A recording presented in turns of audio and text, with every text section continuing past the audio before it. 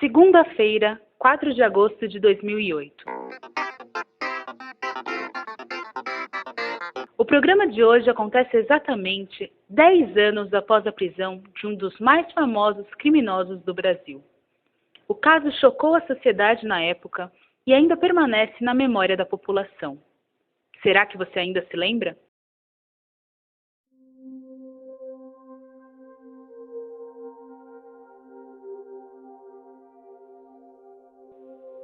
Na tarde de 3 de julho de 1998, a estudante Selma Ferreira Queiroz, 18 anos, saiu de sua casa em Cotia e estava a caminho do centro de São Paulo para a aula de inglês.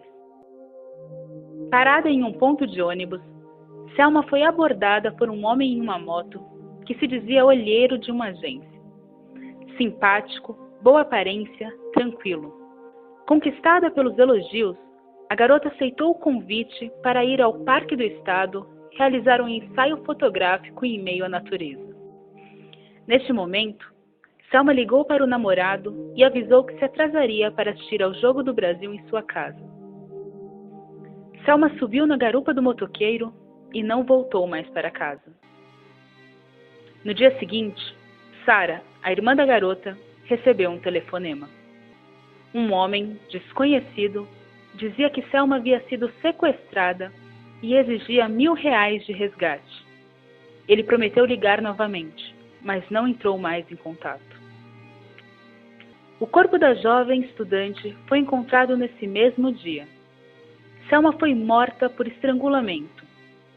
Não há testemunhas do crime, mas a perícia chegou à conclusão que o assassino utilizou um cadarço para cometer o homicídio. Em seus ombros, seios e coxas havia marca de mordidas. Além da violência física, ela foi abusada sexualmente. O crime ficou aberto, mas uma evidência ligou a morte a um motoboy.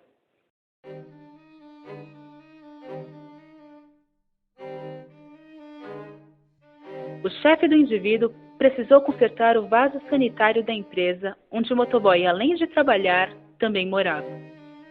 O cano aberto revelou, em meio a papéis queimados, um documento de identidade.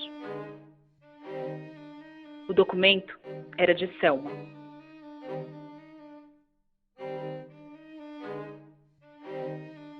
Evidências de outros crimes desse gênero já haviam sido relatados e ligavam-se ao mesmo homem. Pelo menos outras 10 mulheres passaram por uma situação semelhante nas mãos do motoboy Francisco de Assis Pereira. No dia 17 de julho, com a divulgação do retrato falado, ele fugiu.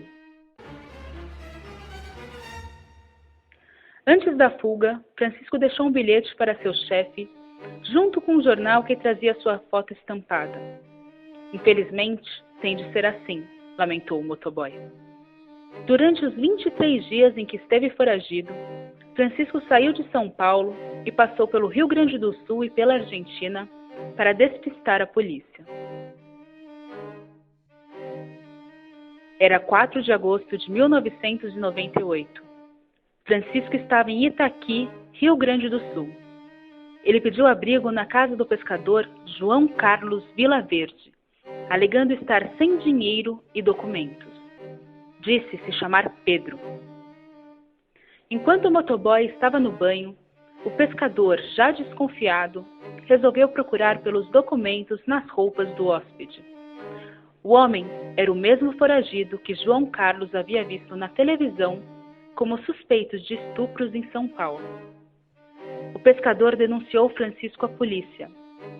Preso pelos militares do Rio Grande do Sul, ele foi imediatamente transferido para a Divisão de Homicídio e Proteção à Pessoa, na capital paulista.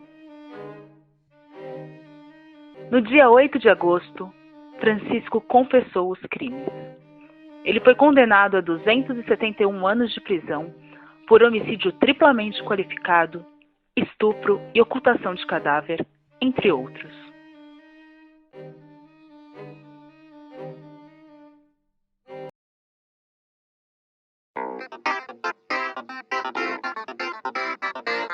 Convidamos a psicóloga Cindy Vu para comentar a abordagem que as notícias violentas recebem na mídia. Boa tarde, doutora. Obrigada pela sua participação. Olá, é um prazer poder colaborar com o programa.